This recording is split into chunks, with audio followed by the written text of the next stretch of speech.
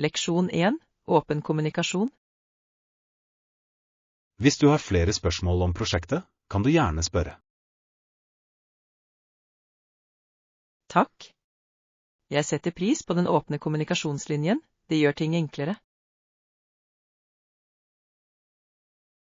Absolutt. Jeg tror at klarhet hjelper oss alle å holde oss på samme side.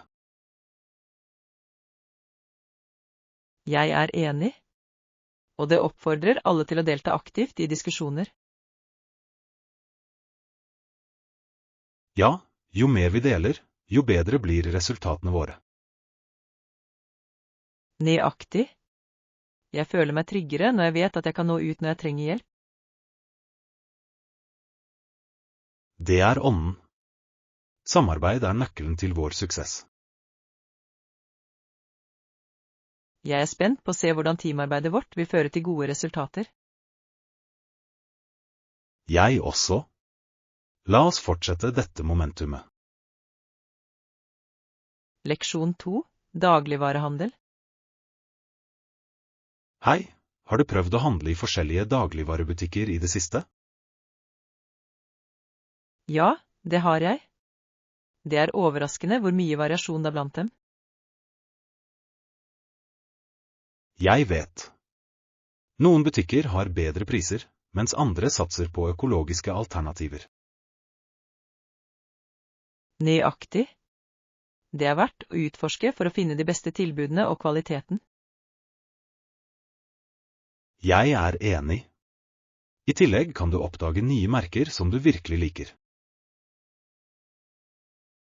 Definitivt.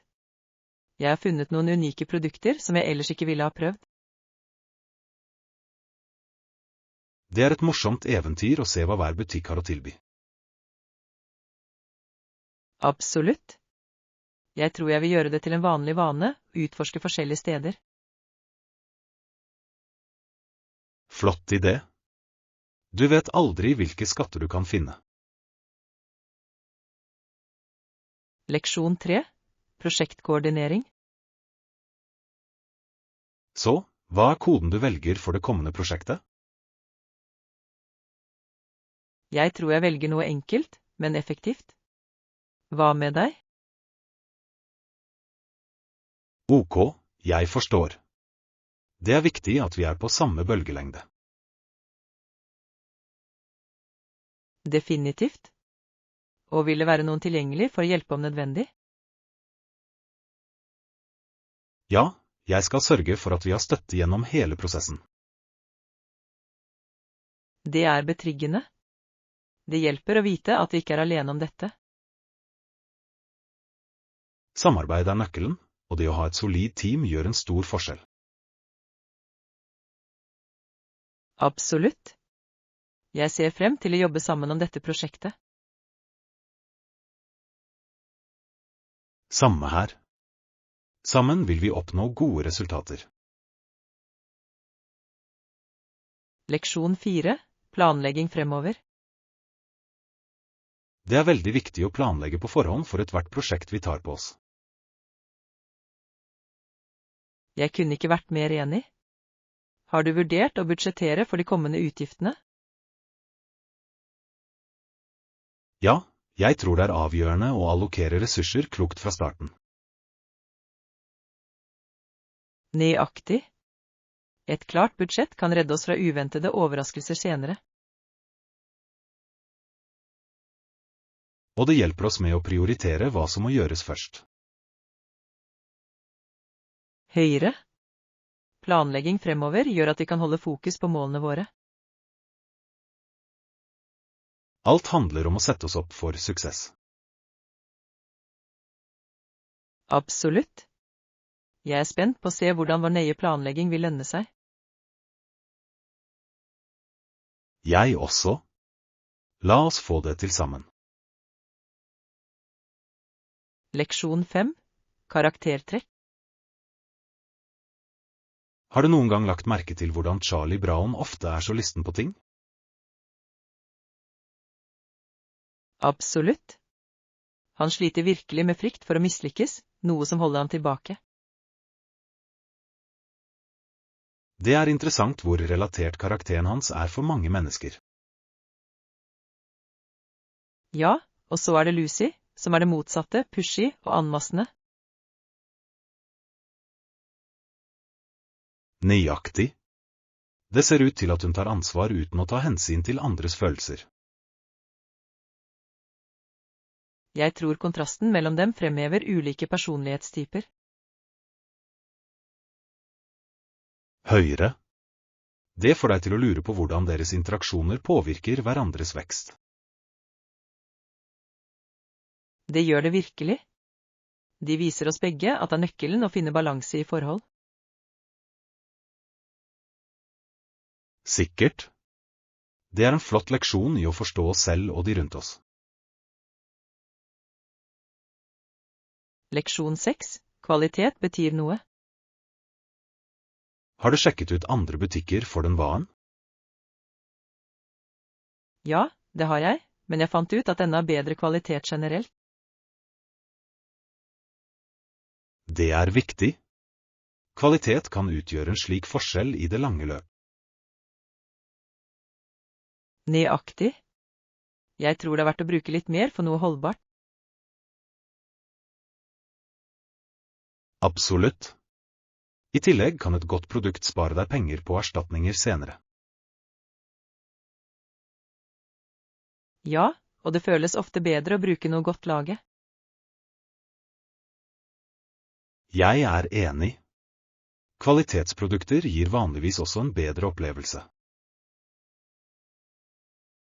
Nøyaktig.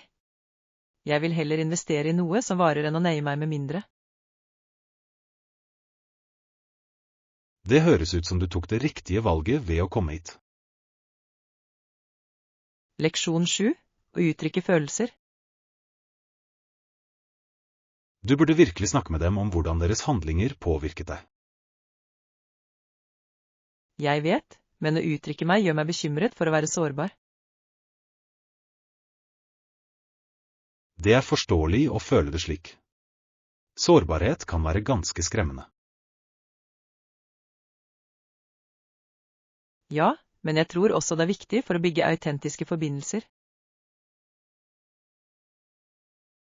Absolutt. Å dele hvordan du føler kan føre til dypere forståelse. Jeg er enig, og det kan til og med forbedre forholdet vårt i det lange løp.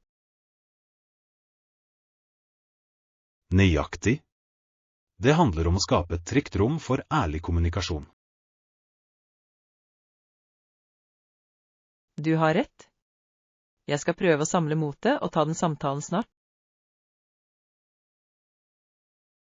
Jeg er sikker på at det vil være verdt det. Åpen dialog kan føre til positiv endring. Leksjon 8. Servicegebyrer. Er det en ekstra avgift for å bruke denne tjenesten?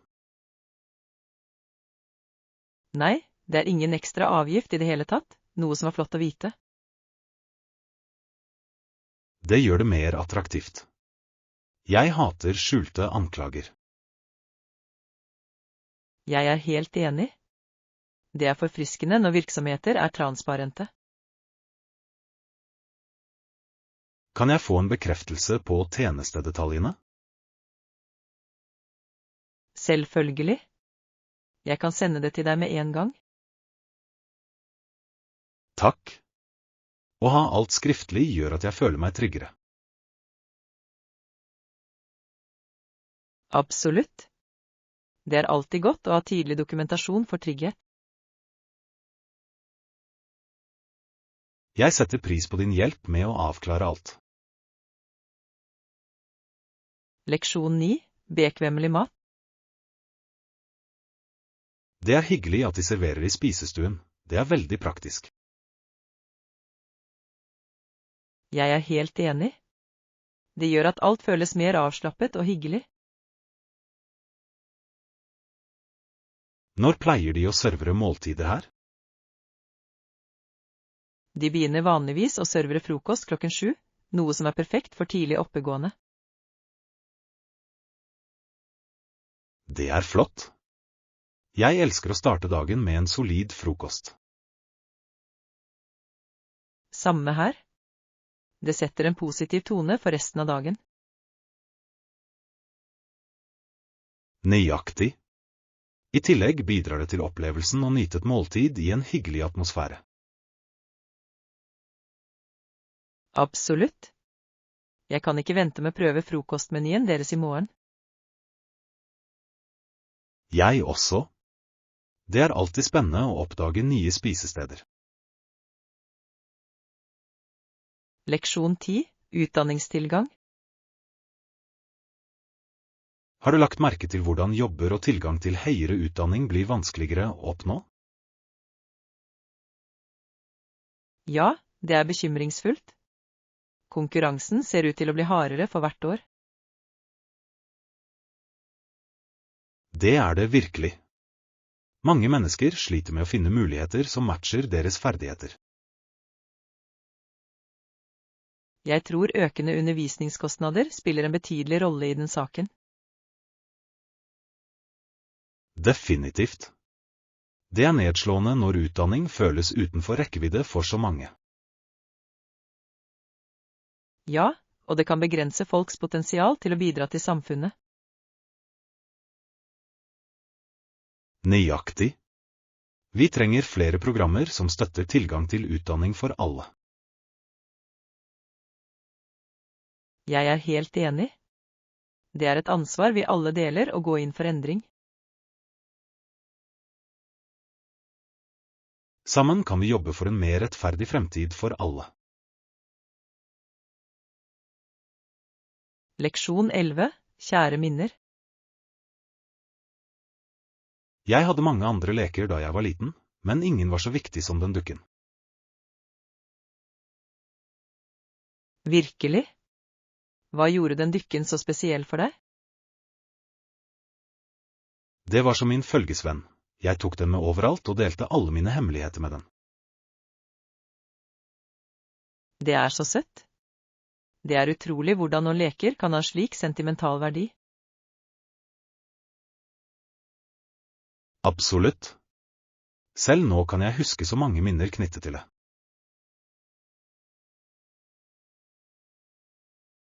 Jeg tror det er den følelsesmessige forbindelsen som gjør visse leker uforglemmelige.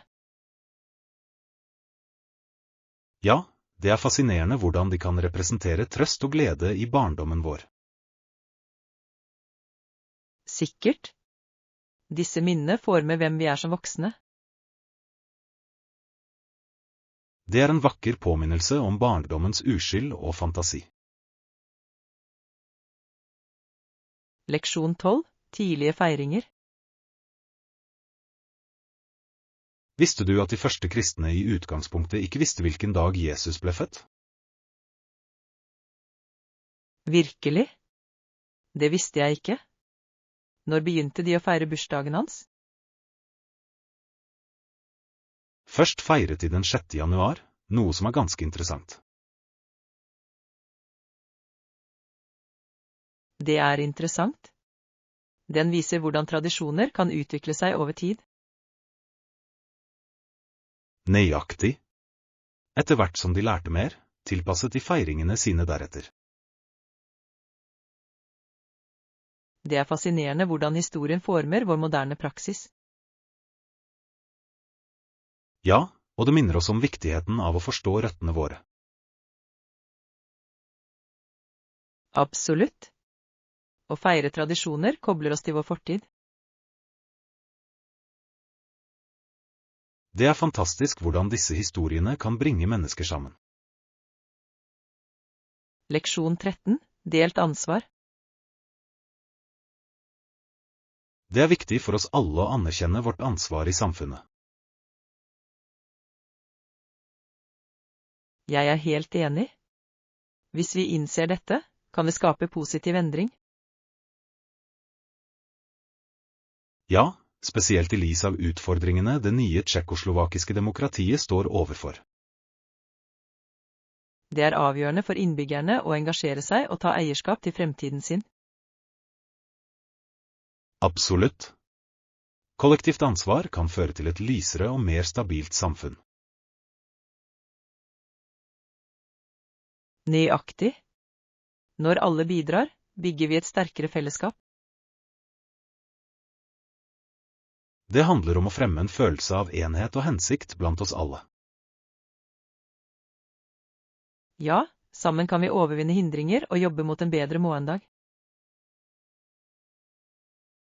Jeg håper at bevissthet vil føre til meningsfull handling. Leksjon 14. Drikkekunnskap. Jeg har lagt merke til at mange mennesker har blitt eksperter på forskjellige varianter av disse drikkene. Ja, spesielt med fremveksten av håndverksdrikker og håndverksalternativer. Det er fascinerende hvor mye kunnskap folk har om smaker og bryggemetoder. Absolutt. Det viser en økende forståelse for kvalitet og håndverk. Jeg elsker hvordan det oppmuntrer folk til å utforske og prøve nye ting. Ja, og det fremmer samtaler om smak og preferanser også. Nøyaktig. Å dele erfaringer om drikkevarer kan være ganske hyggelig. Det forbedrer virkelig sosiale sammenkomster og gjør det mer engasjerende. Jeg kan ikke vente med å lære mer om disse drikkene og deres unike egenskaper. Leksjon 15. Stjernenetter. Jeg elsker å se på stjernene om natten. Det minner meg om et lite dikt jeg alltid sier. Å, virkelig? Hvilke dikt sier du når du ser stjernene? Det er noe sånt som glimt, glimt, lille stjerne, og det får meg alltid til å smile. Det er et så søtt dikt. Det bringer tilbake barndomsminner for mange mennesker. Nøyaktig. Når jeg er ute, kan jeg ikke la være å si det mens jeg ser opp. Stjernene har virkelig en magisk måte å inspirere tanker og følelser på. Det gjør de. Det er som om universet inviterer oss til å drømme litt. Jeg er helt enig. Finner du deg ofte fortapt i tankene mens du ser på stjernene? Absolutt. Hver stjerne ser ut til å ha en historie som bare venter på å bli oppdaget. Leksjon 16. Tapt bagasje. Jeg håper virkelig at sekkene våre ikke blir forsinket for lenge etter flyturen. Jeg vet. Det er alltid litt stressende når bagasjen blir borte. Ja.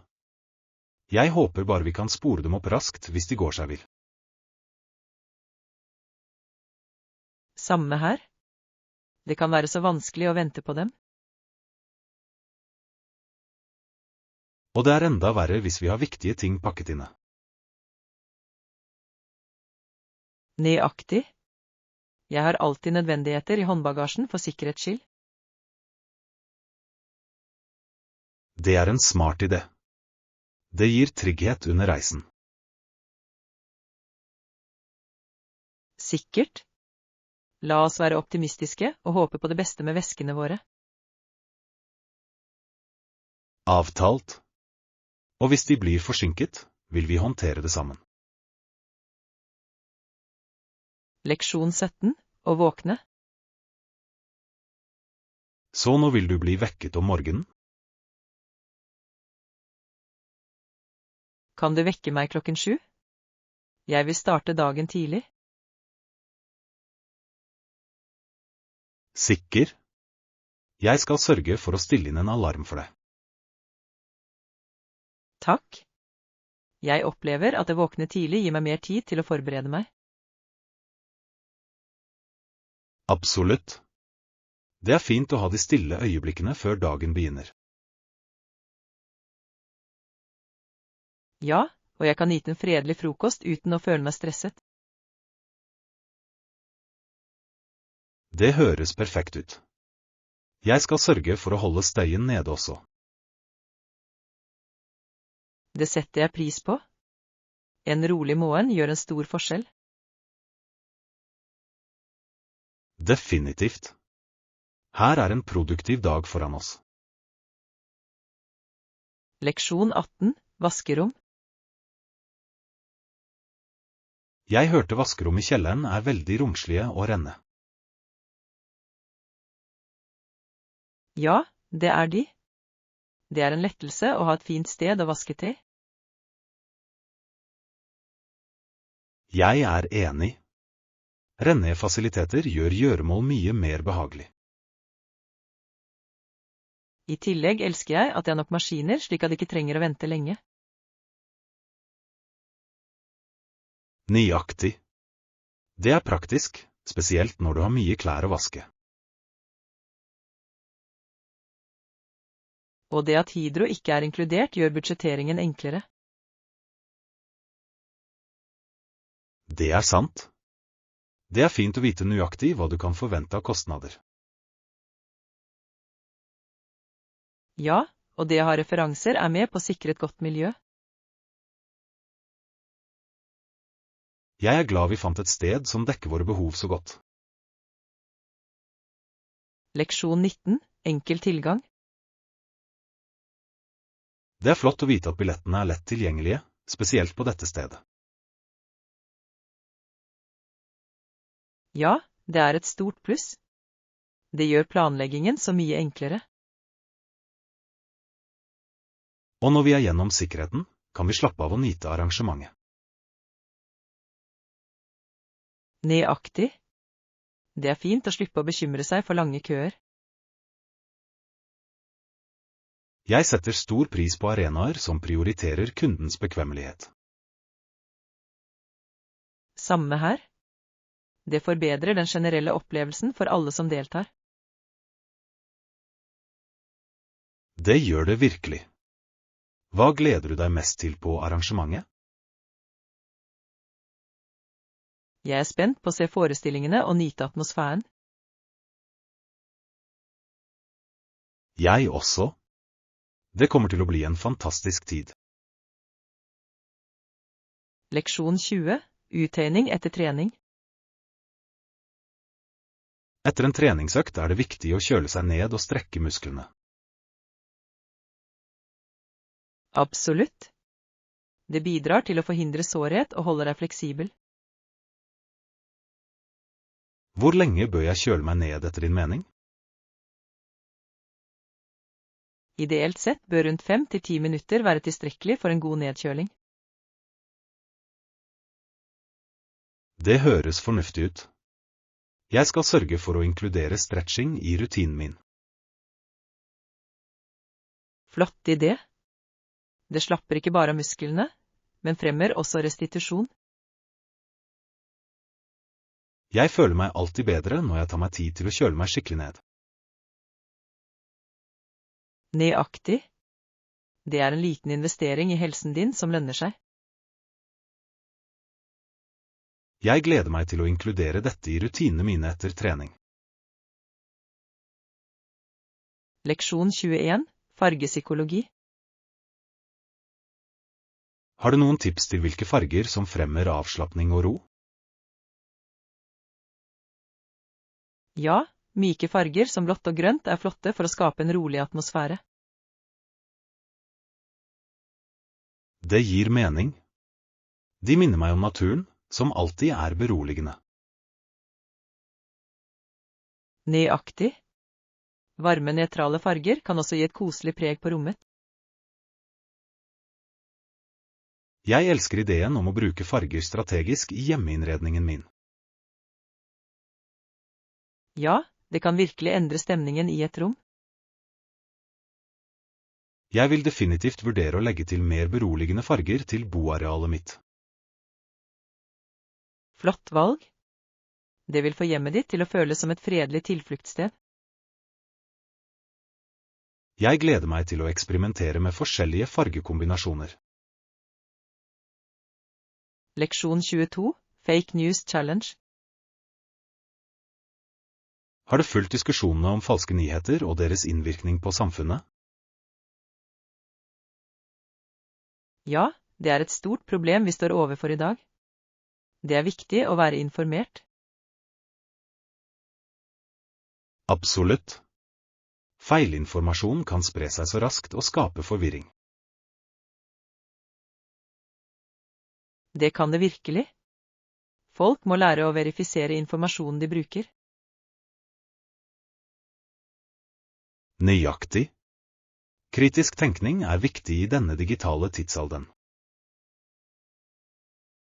Og det er viktig for mediekunnskap å bli undervist på skolene. Ja, å utdanne andre om dette emnet kan bidra til å bekjempe spredningen av falske nyheter. Jeg er helt enig.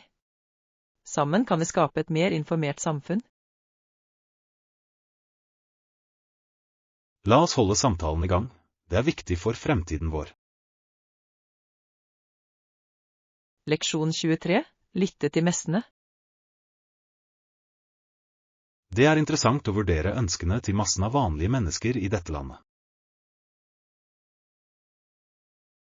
Ja, når du tenker på det, er det en refleksjon av hva samfunnet virkelig verdsetter. Nøyaktig. Deres stemmer bør bli hørt i diskusjoner om politikk og endring. Det er avgjørende for ledere å ta hensyn til publikums behov og ønsker. Jeg er enig. Den offentlige mening kan lede beslutninger som berører alle. Når ledere lytter, fremmer det tillit og oppmuntrer til samfunnsengasjement. Ja, og det bidrar til å skape en regjering som virkelig representerer innbyggerne. Det er idealet.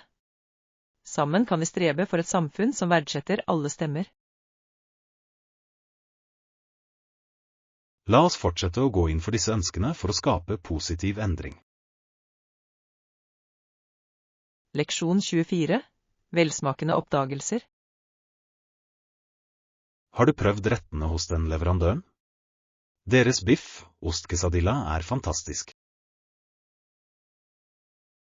Ja, det har jeg. Det er en av mine favorittting å bestille der. Jeg elsker hvordan smakene blander seg perfekt. Det er så tilfredsstillende. Absolutt. Osten smeltes akkurat, og biffen krydres godt. Jeg setter også pris på hvor raskt de tilbereder maten. Ja, det er flott for å ta et raskt, deilig måltid mens du er på farten. Jeg kan ikke vente med å gå tilbake for en annen. Jeg også.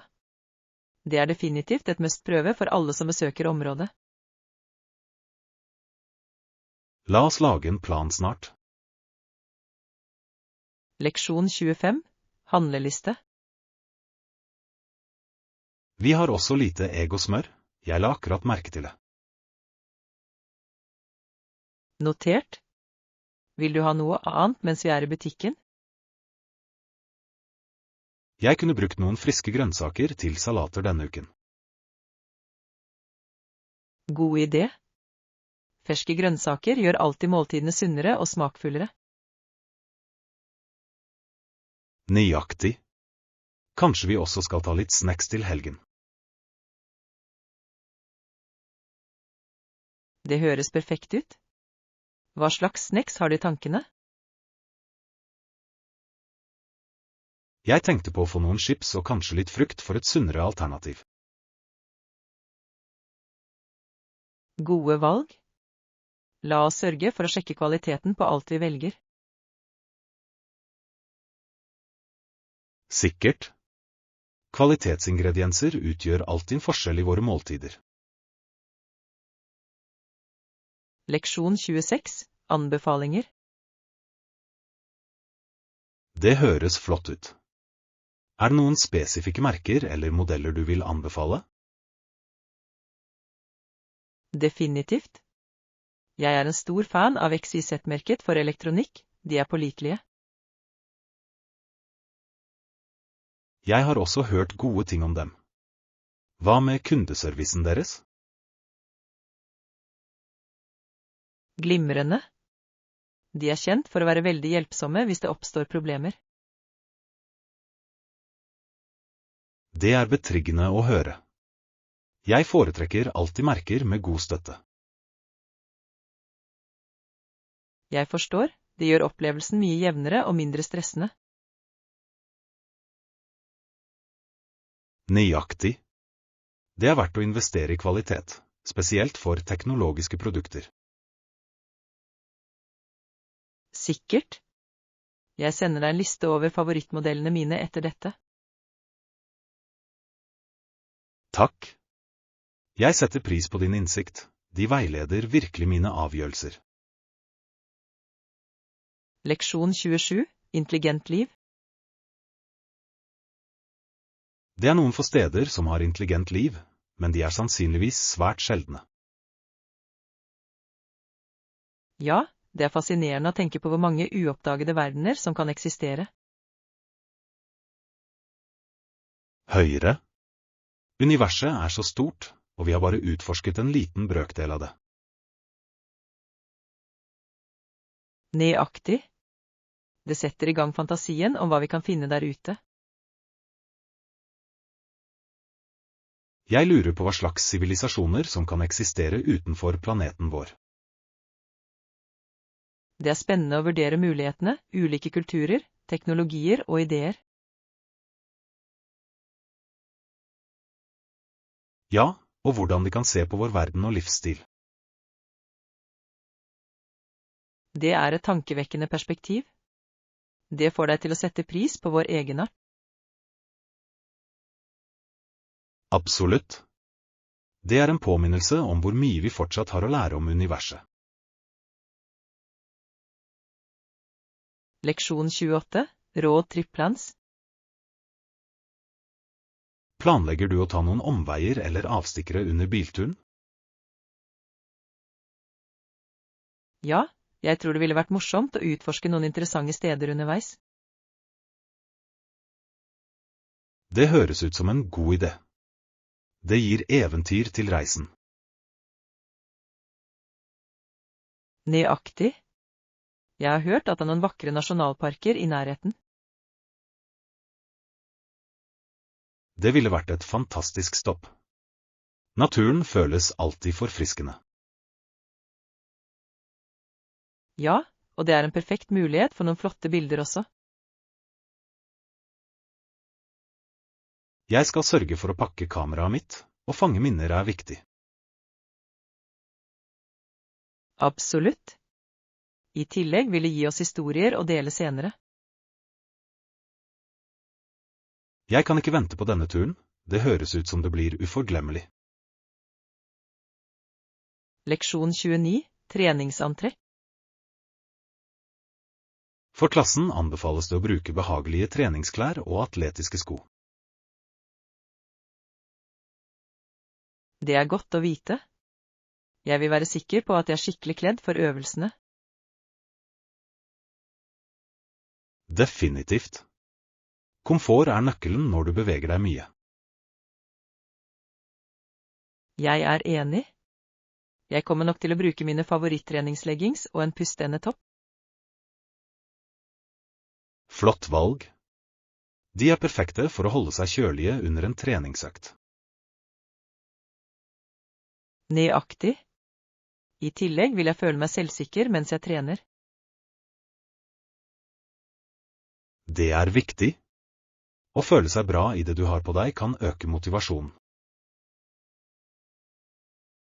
Ja, jeg gleder meg til å komme i gang og starte denne treningsreisen. Jeg også. La oss få mest mulig ut av treningsøktene våre sammen. Leksjon 30. Juleholdning. Det er overraskende hvordan noen tar en dag fri i julen, men nekter å donere penger for å hjelpe de fattige. Jeg vet. Det er nedslående å se en slik mangel på generøsitet i høytiden. Nøyaktig. Jul handler om å gi og dele med de som trenger det. Ja, det bør inspirere til vennlighet og medfølelse overfor andre. Det er synd når fokuset skifter kun til personlig nytelse. Absolutt. Alle fortjener litt hjelp, spesielt i tøffe tider. Jeg er enig. Vi bør alle strebe etter å ha en positiv innvirkning i våre lokalsamfunn. Ja, og små vennlighetshandlinger kan skape en ringvirkning. La oss huske gi tilbake i år og inspirere andre til å gjøre det samme.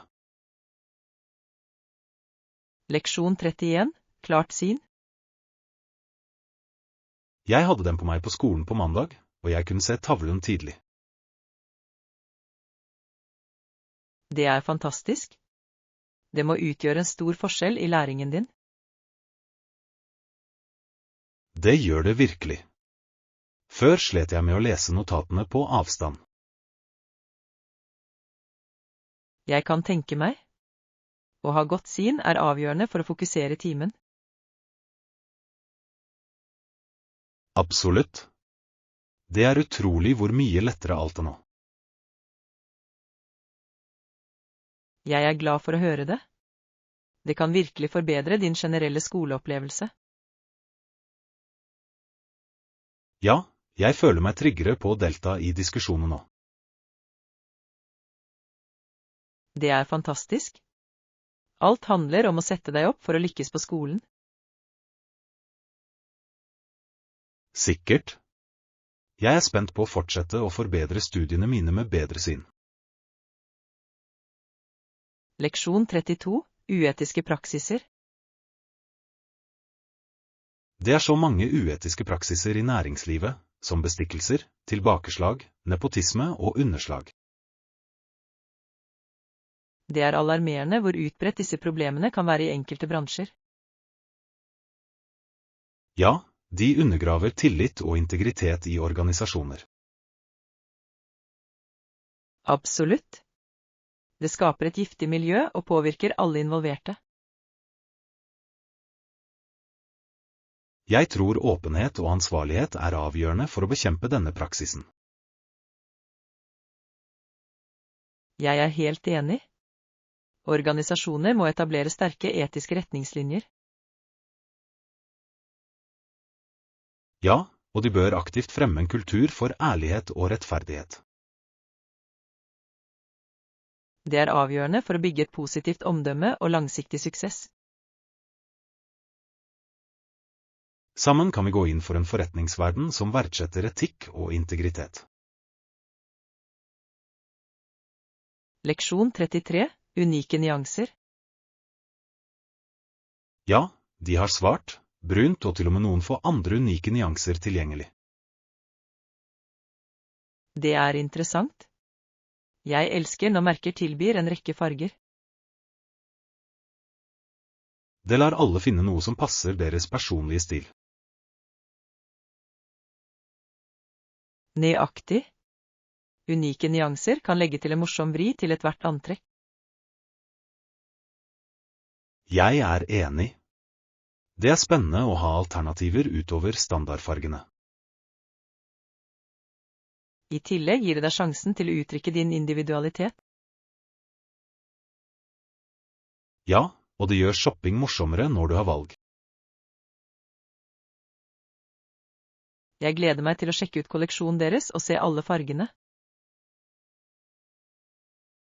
Jeg også. La oss finne noe som fanger vårt øye.